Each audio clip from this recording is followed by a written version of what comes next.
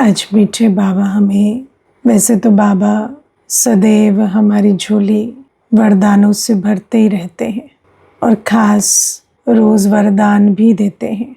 आज बाबा अपने बाप, टीचर, सतगुरु के रूप को भी अंडरलाइन कराते हैं। और आज की मुरली में ख़ास बाबा 2 बार हमें अशरीरी भव का भी वरदान देते हैं, है ना, कि मीठे बच्चे अशरीरी भव। अब बाबा के वरदान बहुत बढ़िया होते हैं। बाबा के वरदान कैसे होते हैं कि बाबा हमें कहते हैं कि ये बनो तो ये प्राप्ति होगी, है ना। अशरीरी कैसे बनना है सिखा देते हैं। कहते हैं अशरीरी बनेंगे तो बाबा की याद से विकर्म विनाश कर नई दुनिया के मालिक बनेंगे। लेकिन बाबा कहते हैं कि मैं तो तुम्हें वरदान देता हूँ, लेकिन वो वरदान लेना पड़े, है ना। आज बाबा पूछते हैं ना, बच्चे तुम वर्षा लेंगे मुझसे, पूरा वर्षा लेंगे, है ना, तुम क्या चाहते हो पूछते हैं। तो बाबा हमें विधि बताते हैं।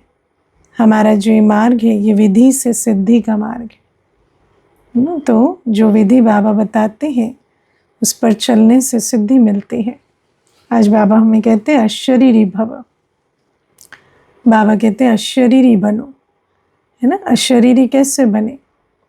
तो बाबा ने हमें आत्मा का ज्ञान दिया है। जब भी कोई स्थिति बनानी होती है, कोई भी स्थिति, आज अव्यक्त स्थिति बनाने पर भी बाबा ने इशारा दिया है कि अव्यक्त स्थिति बनाओ, अव्यक्त स्थिति का अभ्यास करो।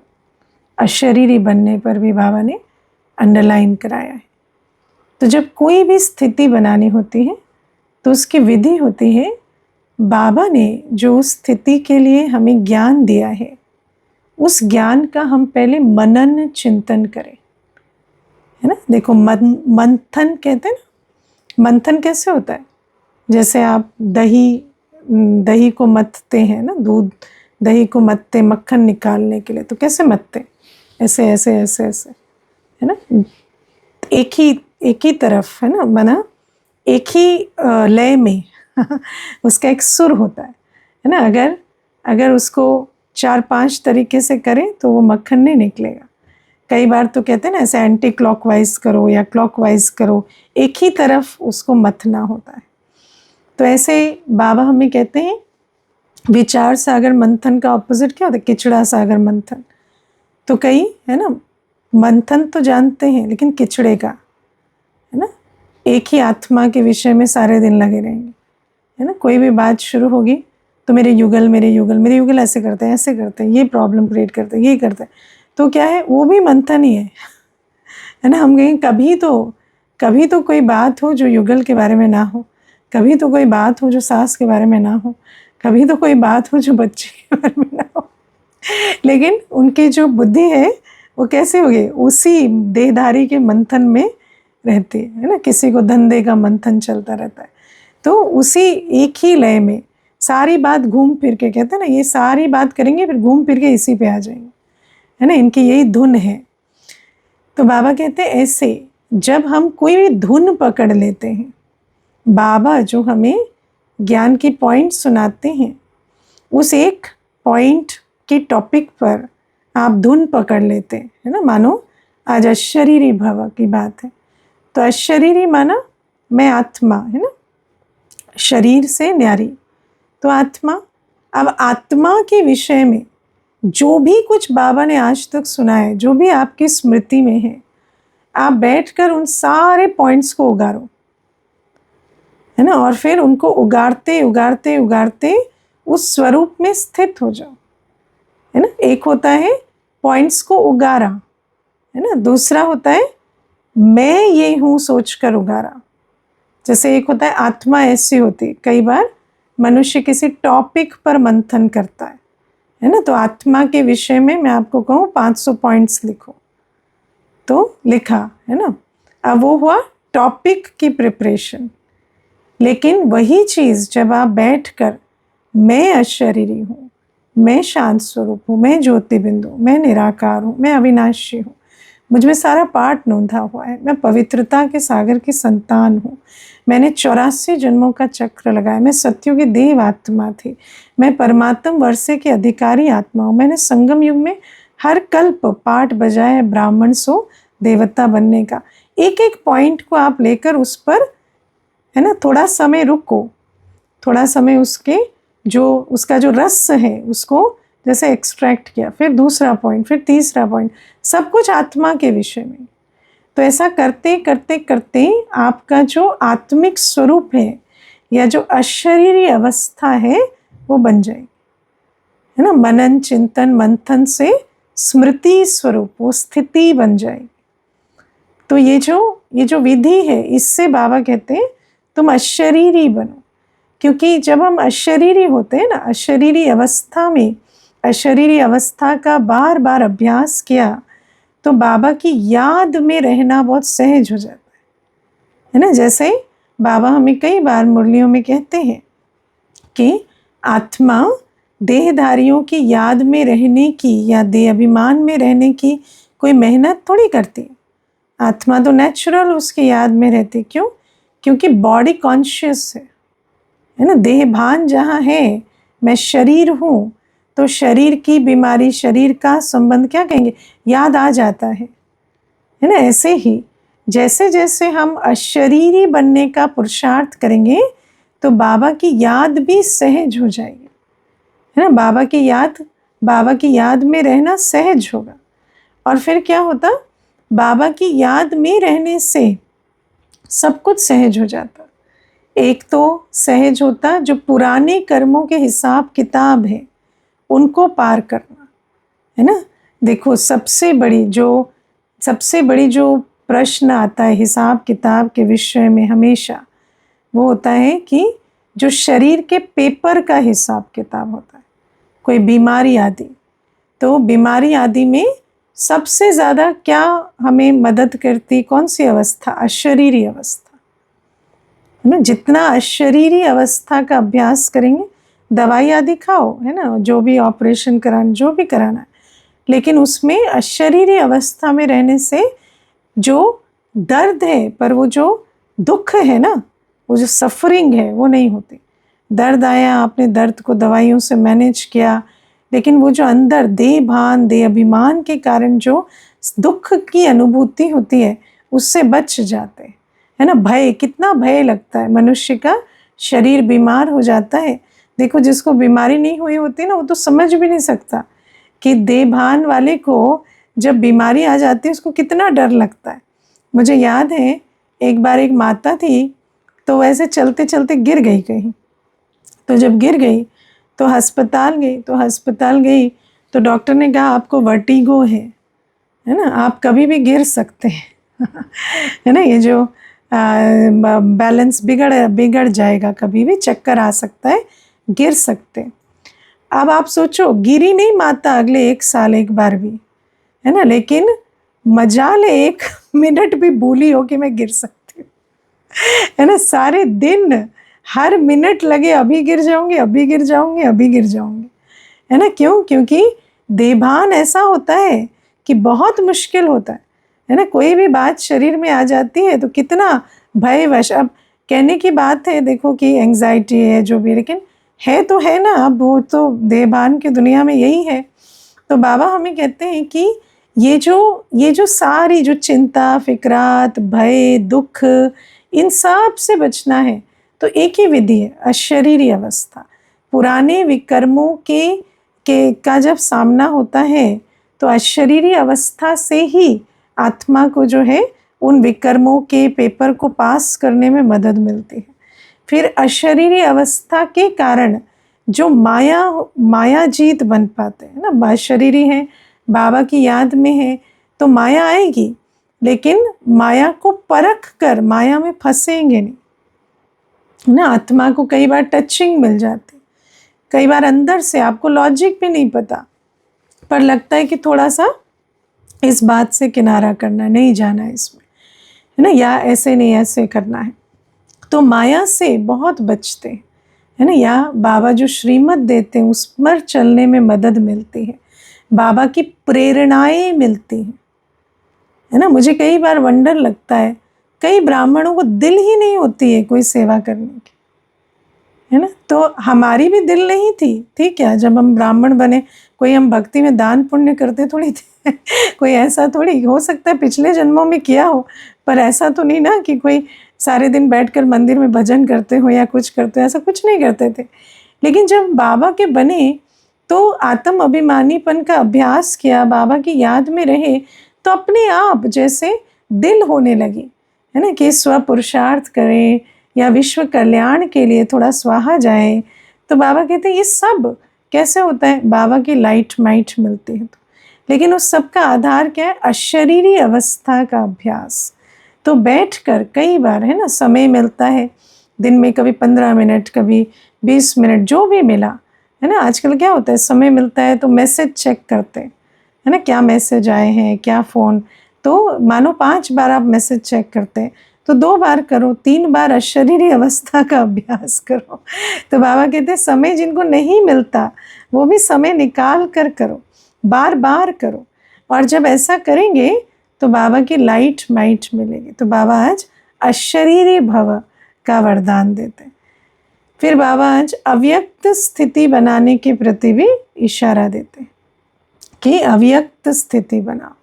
अव्यक्त स्थिति का अभी योग कराया है ना, कि बाबा ने हमें लाइट की ड्रेस दी है ना, उस लाइट की ड्रेस को धारण करो। देखो 3 आप ऐसे, मैं तो ऐसे विजुअलाइज करती हूँ कि ये जो स्थूल ड्रेस है इसके नीचे लाइट की ड्रेस है, उसके अंदर आत्मा है, ठीक है। तो वो तीनों ड्रेस अभी है। फिर बाबा की याद में बैठे बैठे ये जो स्थूल ड्रेस है ना ये पिघल जाती, ठीक है, ये गल गई। फिर आप लाइट की ड्रेस में, और ये जो लाइट की ड्रेस है इसमें आपकी जो शक्ति है वो अलग है ना। आप उड़ सकते हैं, उपराम है ना, बाबा का इंस्ट्रूमेंट है, बाबा से आपको टचिंग मिलती है, बाबा की लाइट माइट आपके द्वारा सबको प्राप्त होती है, स्थिर है, कोई दुनिया की बातों के चक्कर टक्कर से आप जैसे बिल्कुल या अनइन्फ्लुएंस्ड है, उपराम है। और फिर इस लाइट की ड्रेस में आप उड़ जाएं, क्योंकि लाइट की ड्रेस इस दुनिया की नहीं है, ये सूक्ष्म तन की है। तो उड़ जाएं इस लाइट की ड्रेस में और पहुंच जाएं बाबा के सामने, और बाबा की दृष्टि से, है ना, प्राप्तियां करें। 5 चीज़ें मिलती हैं बाबा की दृष्टि से, है ना। जब वतन में जाते हैं, बाबा के सम्मुख बैठते हैं, तो 5 चीज़ें। पहला स्नेह, बाबा स्नेह देते हैं। दूसरा शक्ति देते, है ना। तीसरा बाबा सकाश देते, है ना। बाबा को आत्मा को बाबा की सकाश मिलती, जिस सकाश से बहुत पुराने विकर्म भस्म होते हैं, जिससे एक्स्ट्रा आत्मा को जैसे एक, है ना, सहयोग मिलता है। कहते हैं ना सकाश दीजिएगा, सकाश माना एक्स्ट्रा सहयोग। जब हम बाबा के पास जाकर बाप दादा के सम्मुख वतन में बैठते, फिर बल मिलता है ना, विल पावर बढ़ती है, बल मिलता है, दृढ़ता, है ना, कंसिस्टेंट रहने की ताकत, ये बल मिलता है। फिर अंत में क्या मिलता है? प्रेरणाएं मिलती। आप देखना कई बार आप जब वतन में बैठे होंगे बाबा के सामने, तो कोई ऐसी प्रेरणा मिलती है पुरुषार्थ के प्रति या सेवा के प्रति, कि बच्चे ऐसे करो।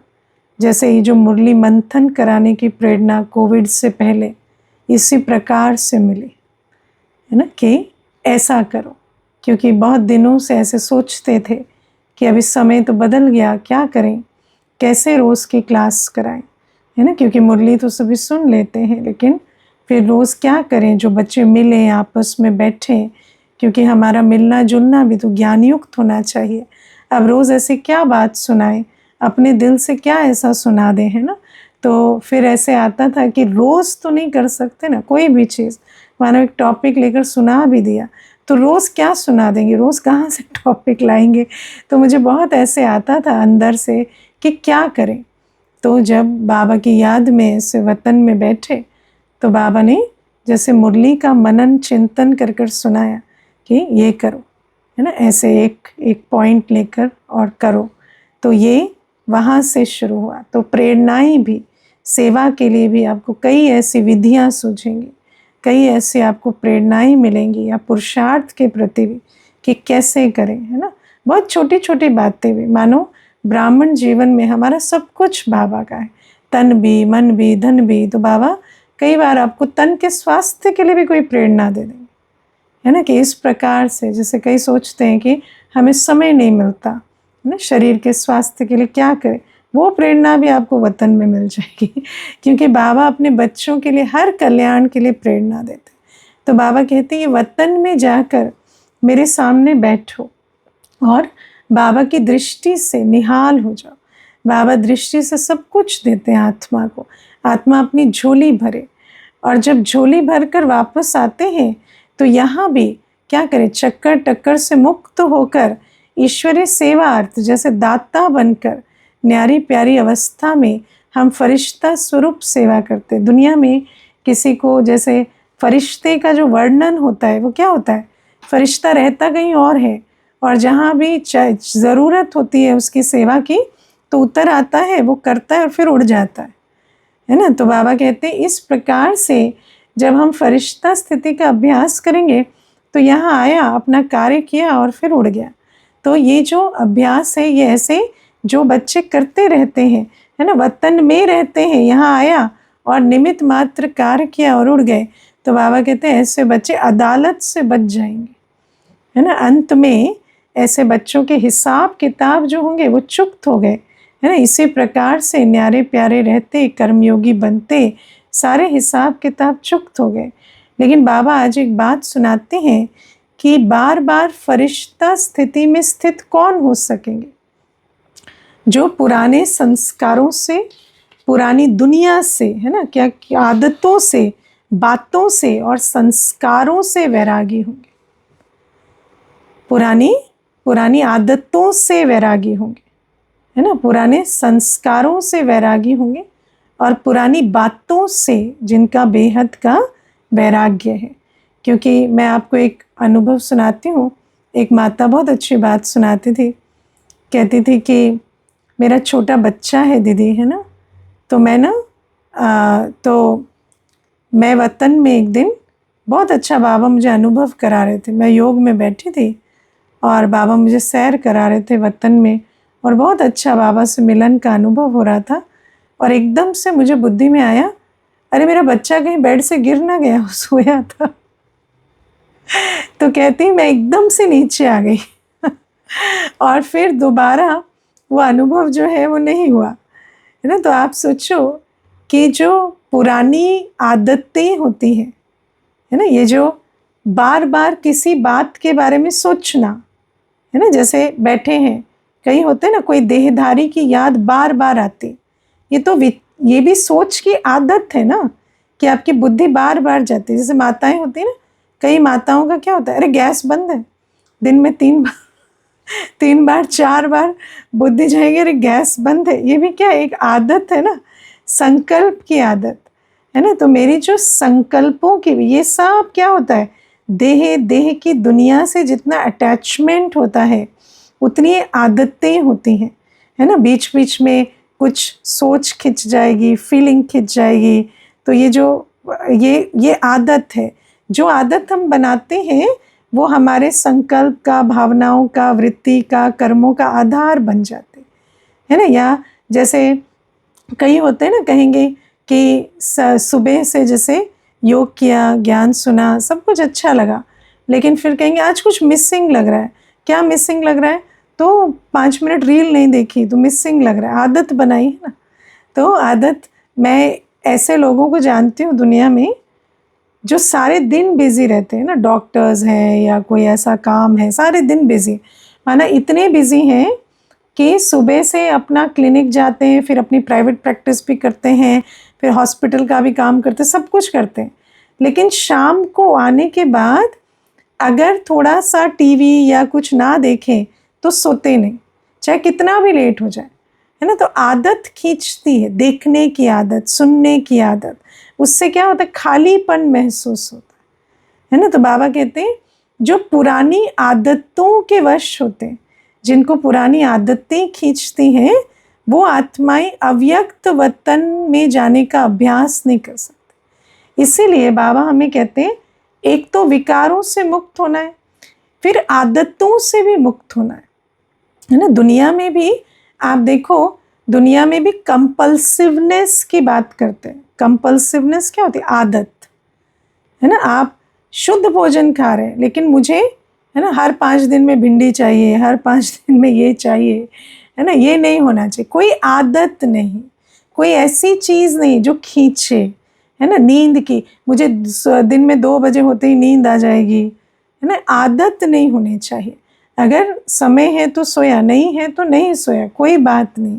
आदत खींचनी नहीं चाहिए, वरना क्या अव्यक्त वतनवासी बनेंगे। फिर 2 बजे से 4 बजे तक तो अव्यक्त वतन बंद रहेगा ना, अगर 2 से 4 सोने की आदत। तो बाबा हमें कहते हैं कि सब कुछ करना है, लेकिन आदत नहीं खींचनी चाहिए। तो ये आदतें जिनको खींचती है, वो अव्यक्त वतनवासी का अभ्यास मुश्किल होता है। जब चाहे तब नहीं जा सकते, क्योंकि उनके तो कमर में रस्सी बंधी हुई है ना। आदत खींचेगी तो नीचे आ जाएंगे। संस्कार, फीलिंग के संस्कार, ईगो, अटैचमेंट, ये तो फिर ये जो संस्कार है ये भी बहुत खींचते हैं, है ना। अब बहुत अच्छा अव्यक्त वतनवासी, लेकिन कब? जब सब हमारे साथ प्यार से बात कर रहे हैं, है ना। कोई बात नहीं कर रहा, कोई ऐसी बात नहीं कह रहा जो मेरे अनुकूल ना हो, तब हम अव्यक्त वतनवासी। वरना किसी ने कुछ कहा, और कहाँ अव्यक्त वतन, कहाँ साकार वतन, हम तो बिल्कुल ही जैसे है ना नेगेटिव चिंतन का लोक में घुस गए, है ना। तो बाबा कहते हैं कि संस्कार वश जो आत्माएं चलती हैं, है ना। देखो संस्कार कैसे होते हैं। बहुत अच्छा ब्राह्मण होगा, लेकिन संस्कारों के वश है तो उस पर ट्रस्ट नहीं कर सकते, है ना, क्योंकि वो अपना मालिक नहीं है। उसका संस्कार ट्रिगर हो गया तो गुस्सा भी करेगा, वो अपसेट भी होगा, फीलिंग में भी आएगा, मूड ऑफ भी होगा। तो ऐसे समय पर वो जो ब्राह्मण है वो ब्राह्मण नहीं है। बाबा ने आज कहा ना, माया का वार होता है और बिल्कुल शूद्र बन जाते। तो ऐसा ब्राह्मण जो है वो संस्कार, देखो संस्कार सब में है। संस्कार जब तक अंत नहीं होगा पूरे भस्म नहीं होंगे, है ना। पूरे भस्म तो तब होंगे ना जब अंत होगा। लेकिन कम से कम इतना सेल्फ कंट्रोल हो कि मैं संस्कारों के प्रभाव में ना हो, है ना। बाबा कहते हैं ना, मनसा में कोई बात आई तो मनसा में ही खत्म कर पाए, वाचा में कर्मणा में ना आए, है ना। चेहरे पे ना दिखने लगे, है ना। अगर कोई ब्राह्मण के एक्सप्रेशन से पता चलता है ना कि उसका मूड कैसा है, तो ब्राह्मण नहीं। इसको समझना ही बहुत बड़ी बात है। ब्राह्मणों का चेहरा कैसा होता है? सदैव एक एक्सप्रेशन, खुशी का, शांति का, है ना। मुझे एक बार किसी ने बोला, आप लोगों के एक्सप्रेशन से पता ही नहीं चलता आप किसी के बारे में अच्छा सोच रहे हैं बुरा सोच रहे हैं। तो मैंने कहा नहीं, बुरा तो हम सोचते नहीं, लेकिन जैसे मान लो हमें पता भी चलता है ना कि किसी के अंदर ये बात है या संस्कार है, तो वो हमें इतना हमारे अंदर ऐसे सोच नहीं चलती कि वो चेहरे पर दिखाई दे जाए। हमें बस पता चलता है और हम उस सोच को वहीं, है ना, एक नॉलेज के हिसाब से कि अच्छा ये इनका संस्कार ये है। हम कोई उसके ऊपर कोई फीलिंग में नहीं आते कि वो हमारे चेहरे पर दिखाई दे रहा है ना। तो ब्राह्मण बहुत एक्सप्रेशन वाले नहीं होते, है ना। ब्राह्मणों का एक ही एक्सप्रेशन होता है, खुशी, शांति, है ना। और वो भी बाबा कहते हैं सदैव हर्षित मुख। तो बाबा हमें समझाते हैं कि ऐसे कोई संस्कार हमारे ना हो, ऐसी कोई चीज़, ऐसे कोई संस्कार नहीं जो हमारी परिस्थिति और व्यवहार से फीलिंग बदल जाए। फिर बाबा कहते हैं पुरानी बातें भी, है ना। पुरानी बातें ऐसी होती हैं, माइंड थिंक्स बाय एसोसिएशन। कुछ देखेंगे कुछ याद आता है ना। मनुष्य को कुछ देखता है और कुछ याद आता है।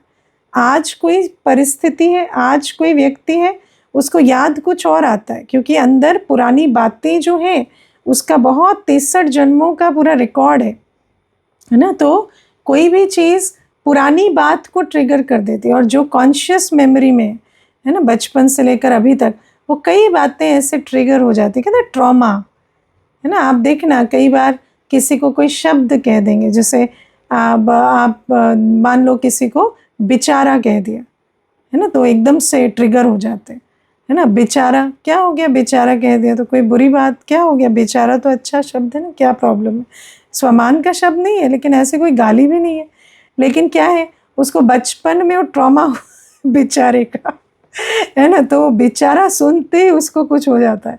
तो ये क्या है, ये जो पुरानी बातें, है ना, पुरानी बातों का भी जो ट्रिगर है वो बहुत रहता है ना। तो बाबा कहते हैं ये सारा रिएक्शन में लाता है, और ऐसी आत्माएं फिर अव्यक्त स्थिति का अभ्यास बहुत नहीं कर पाते। तो इसीलिए बाबा कहते हैं कि ये जो बाबा की याद से इन बातों को मर्ज करो, है ना, बार बार बिंदु बन, फुल स्टॉप। मैं आत्मा शांत, मेरा बाबा शांति का सागर। मैं आत्मा प्रेम स्वरूप, मेरा बाबा प्रेम का सागर। बार बार उस अवस्था को उगारो। और जो देखो सिंपल सी चीज़ है, कोई भी चीज़ से छूटना है ना, आदत से, संस्कार से, बातों से, विधि क्या है, कौन सुनाएंगे, प्राइज देंगे जो सुनाएंगे उसको। योग नहीं, योग तो है, दूसरी विधि पूछ रहे हो। रुको एक मिनट, अनम्यूट करते। हाँ जी बोलो। हाँ, if you don't use it you lose if you don't use it you lose it. समझ है, कुछ बात में समझ कर चलना। आत्मा तो समझेंगे, पर इसको ये खत्म कैसे होती है, सुनो, खत्म कैसे होती है, यूज करेंगे तो नहीं यूज करेंगे तो खत्म हो जाएगी। किसने बताया आंसर, नाम बताओ, आस्था बहन, है ना। हाँ, तो ये यही विधि है। तो जब हम बाबा की याद में रहते हैं तो हम इन आदतों को, संस्कारों को, बातों को याद मत करो, है ना, याद नहीं करो। याद आई खत्म करो, अंदर ही अंदर, है ना। एक थॉट चला गया चला गया, दूसरा थॉट नहीं। संस्कार कोई इमर्ज हुआ, नोटिस किया, खत्म करो। कोई कह रहे थे फुल स्टॉप लगाओ, फुल स्टॉप लगाओ। फुल स्टॉप लगाते लगाते लगाते ये जो है खत्म होते जाए, है ना। संस्कार है, आदतें हैं, उसको कोई मना नहीं कर रहा है, सब कुछ है, लेकिन उसको यूज़ नहीं करो, उसको बार बार लाओ नहीं बुद्धि में, कर्मों में, तो धीरे धीरे समाप्त होंगे। और साथ साथ फिर अव्यक्त स्थिति का भी अभ्यास करते रहना। फिर बाबा आज हमें और भी 3 बातें समझा रहे हैं ना, कि जो पुरानी जो माया का वार होता है, आत्मा पर माया का वार होता है ना, तो ब्राह्मण माया के वश क्यों बनते, बाबा कहते माया थप्पड़ लगाकर मुंह फेर देती है ना, माया थप्पड़ लगाकर मुंह फेर देती है। लेकिन थप्पड़ तो हमेशा गलती पे लगता है ना तो माया भी तभी थप्पड़ लगाती है जब बच्चे कुछ गलती करते। तो 3 गलतियां हमें नहीं करनी है। एक, गफलत, माना जो बाबा ने मना किया है वो करना, ना, जो बाबा ने मना किया है वो नहीं करना, ठीक है, ये पक्का अंडरलाइन कर लो। अगर जो बाबा ने मना किया वो करेंगे तो माया का वार होगा, है ना। बाबा कहते हैं किसी भी बात को साक्षी होकर देखो, आप ओवर थिंकिंग करेंगे उस बात में फंसेंगे, कोई बचा नहीं सकता, है ना। अगर मनुष्य ओवर थिंकिंग करेगा, उस ओवर थिंकिंग से जो उसकी स्थिति बनेगी उससे कोई उसे निकाल नहीं सकता, है ना। अगर जो बाबा ने मना किया, ऐसा भोजन खाएंगे, ऐसे कर्म करेंगे, पापात्माओं के साथ लेन देन करेंगे, है ना, संबंध संपर्क जो है वो विकारियों के साथ रखेंगे, तो उसका जो फल है वो निकलेगा और माया थप्पड़ मारेगी, है ना। आप सोचो, कई बार बाबा जो मुरली में कहते हैं ना कि पुराने पुराने माया के वश हो जाते हैं, है ना, तो हमें वंडर लगता है। या आप देखो, आप किसी ब्राह्मण को देखो जो 20 वर्ष चल रहा हो, 15 वर्ष चल रहा हो और टूट जाए, तो कैसा लगता है, वंडर लगता है ना, ऐसा कैसे हो सकता है। लेकिन ब्राह्मण ही तो है ना जो सब कुछ सुनते हैं पर करते नहीं, या उल्टा करते हैं तो सुन रहा है, रोज मुरली सुनता है पर उल्टे काम करता है। जो बाबा ने देखने को मना किया वो देखता है, जो सुनने को मना किया वो सुनता है ना, जो बोलने को मना किया बोलता है। वाणी के भी विस्तार में बहुत जाता है, झरमुई झुगमुई भी करता है ना, खान पान भी ऐसा कर देता है ना। तो बाबा कहते हैं ये इस वजह से माया थप्पड़ मारती है ना, और मुंह फेर देती है। बुद्धि ऐसी हो जाती है कि बात करने लायक भी नहीं रहते। कल बाबा ने बहुत अच्छी बात सुनाई थी, दलदल में गिर गए पर बाबा को याद करेंगे तो बाबा निकाल देगा, लेकिन बाबा को ही भूल जाएंगे तो कैसे निकलेंगे, है ना। तो माया ऐसा मुंह फेर देती है, जो मुरली ही नहीं सुनेंगे, निमित्त का फोन ही नहीं उठाएंगे, ब्लॉक कर देंगे। माया ऐसा मुंह फेरती है। और तीसरा, याद तो छोड़ ही दो, है ना, याद तो पहले ही करते तो ये नौबती क्यों आती। याद में नहीं रहेंगे, मुरली नहीं सुनेंगे, ना ही फोन उठाएंगे, मैसेज रिसीव करेंगे, ब्लॉक करके रखेंगे। इसको कहते हैं माया मुंह फेर देती। माना ऐसा कर देगी माया जो द्वार ही बंद कर देंगे, है ना। तो कोई आपको निकाले कैसे, निकलने के लिए भी तो आपको द्वार छोड़ना पड़ेगा ना। माया ये हाल कर देते। तो बाबा कहते हैं क्यों होता है, गफलत, बार बार गफलत, है ना। कई बार जो पुराने ब्राह्मण होते हैं वो स्थूल गफलतें नहीं करते, खान पान, अमृत वेला, मुरली ये तो कर लेते हैं, लेकिन ये जो सूक्ष्म अवगुण ना देखना, साक्षी होकर रहना, है ना, बातों के विस्तार में ना जाना, फुल स्टॉप लगाना, ये नहीं करते। तो उस कारण से गफलतों के कारण ये हाल होता है। फिर बाबा दूसरा बताते हैं, श्रीमत पर ना चलना, है ना। श्रीमत जो बाबा ने दी है, मुरली सुननी पड़ेगी, है ना, योग करना पड़ेगा, चार्ट लिखना पड़ेगा। कई चार्ट की श्रीमत को नहीं मानते, है ना। चेक नहीं है तो चेंज नहीं है, चार्ट देना पड़ेगा।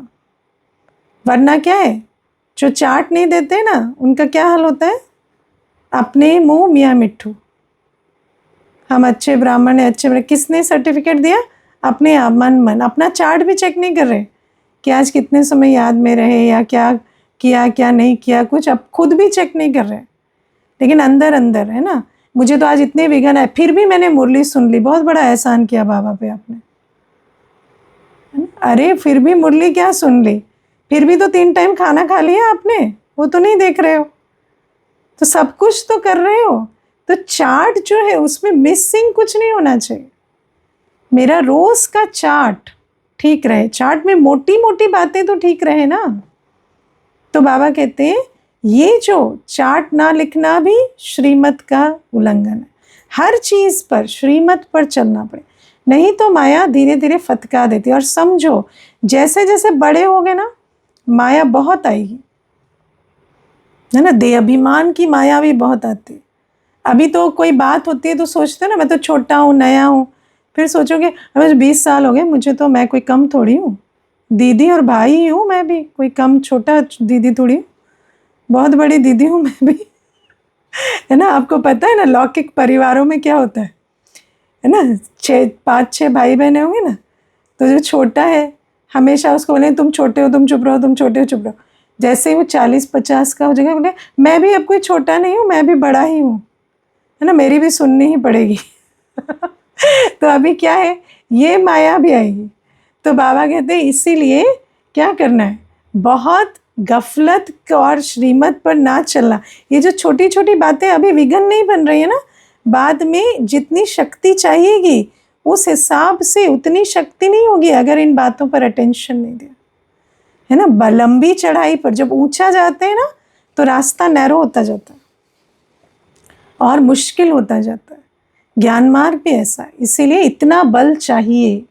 जो आदि से ऐसे चलेंगे वो उतना बल रखेंगे।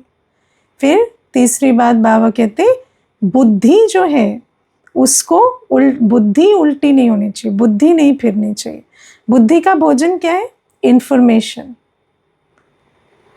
है ना। तो जो बातें हमें बाप पर और परिवार पर निश्चय घटाती हैं, वो बातें जो सुनते हैं, है ना, स्व पर निश्चय भी, ड्रामा पर निश्चय भी, लेकिन ज़्यादा जो बाप और परिवार पर निश्चय कम करती है, वो बातें अगर सुनेंगे, पढ़ेंगे, है ना, ऐसे संग में रहेंगे जो ऐसी बातें करते हैं, तो उस आत्मा में ताकत नहीं भरती, संशय बुद्धि को बल नहीं भरता।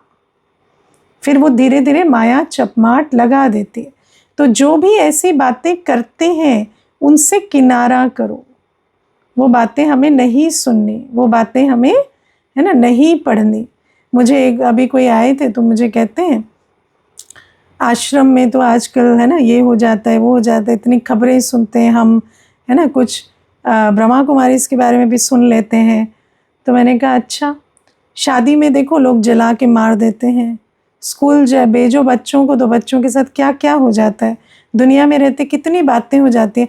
आप कहाँ रहते, जंगल में रहते हो, बच्चे को स्कूल नहीं भेजते हो, शादी नहीं की आपने, है ना। तो कहते कि नहीं अब वो तो करनी ही पड़ती है। तो मैंने कहा देखो ये कलयुग है, कोई भी सिस्टम परफेक्ट नहीं होता, है ना, हर जगह कोई ना कोई बात होती है। लेकिन इसका मतलब ये नहीं है कि ये ईश्वरीय कार्य नहीं चल रहा है। ईश्वरीय कार्य जब मनुष्यों के द्वारा चलता है तो मनुष्य इम्परफेक्ट होते हैं, कभी कोई बात हो भी जाती है। लेकिन इसका मतलब ये नहीं है कि उस बात के कारण हम ये कहें कि, है ना, ये भगवान का कार्य नहीं है या ऐसा नहीं है। जितना बेस्ट हो सकता है ये उतना बेस्ट है ना। कलयुग में इससे अच्छा नहीं हो सकता ना। इतने संस्कारों, स्वभाव, 63 जन्मों के पतित संस्कारों के साथ हम आकर इतना कर ले रहे, उतना बहुत है उससे ज़्यादा नहीं हो सकता, है ना। और छोटी छोटी बातें, ये एक एक बातों को आप हाईलाइट करेंगे तो ऐसे तो हर चीज़ में आपको बुराई तो दिखेगी।